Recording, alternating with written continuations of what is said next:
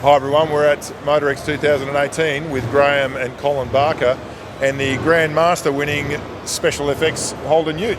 So well done guys, amazing job. So you originally took the car to Motorex in Sydney and then went to Burnouts and cleaned up, and now you've come here and cleaned up again. Well done. So how's the experience been?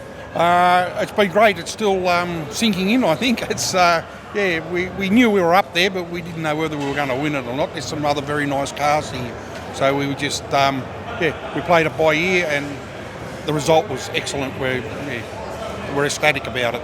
Brilliant work. And it's about 20 years in the build. Colin, this originally, I've seen photos, you were standing next to the car, so your dad bought it for you for a birthday present apparently. 16th birthday present, yeah. It was going to be a quick turnaround. Yep. HR front end 186, drive it to the formal. So I think at this stage one of my kids might go to the formal. Obviously you decided to go a bit further with a build than a good old 186 and stuff. So yeah, what was the catalyst for all that? How'd that all become? It's just a snowball really. I think originally it was about putting a rear end in that was going to perform. So we bought a VS Commodore Ute that had been rolled. Started transferring the rear end in out of that. We hadn't gone to the point where we started putting the front cross member in or anything like that yet. So once we sort of got the rear end in and realised how far we'd gone with that, we said, well, we can't really stick a 186 in front of that. And it just went from there. And even to the point where, we'd smoothed all the brackets, the arms, everything like to that point. We said we've got to do justice to the top of the car as well. And it just on and on from there. The IFS crept in. The Ecotec V6 that was in the written off Ute was originally in there, and then they came out with the supercharged 6. Well, we've got to have one of those, and absolutely off got we to go. have one. Yeah. And so, how long has it been? Yeah, did you target it to be an elite car? I think you said it was only meant to be a driver, but at which point, how long ago did you start, fabricating panels and smoothing all the floor and all that kind of stuff? How long ago was that now? Well, it went back. It's just was something I'd never done before. But as you got into it, I just keep seeing little things and saying, oh, you made one thing look a bit better and it made the other thing look ugly. So then you said, well, let's fix that. And then you said, well, let's fix... And then it just...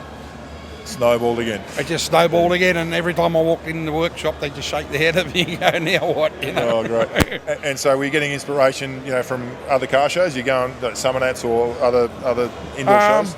Yeah. A lot of it is probably what I thought was what I wanted. It was probably more individual is what I thought. Yep. And I like to get things right. To me, something is right or it's wrong. Okay. I drive them a bit nutty, but that's the way I like it. Oh, you definitely got it right. I just keep trying to get things right.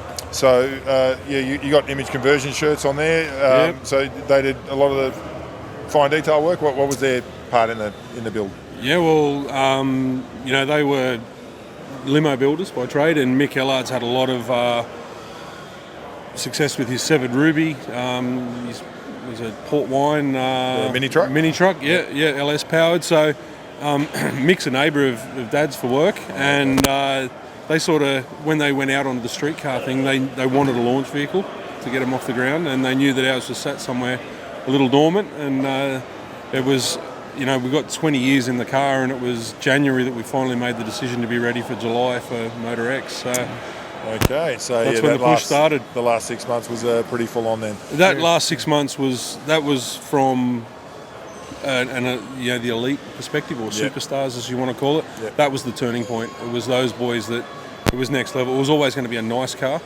but in that last 6 months, all the final decisions were made. And some of the little tips and things that those boys brought in was just incredible. Well, considering it's been a 20-year build, I think you've built a very current, very contemporary car, and I don't think it's going to date. So beautiful work, and congratulations again. Thank you very much. Mate. Thanks for that. Cheers.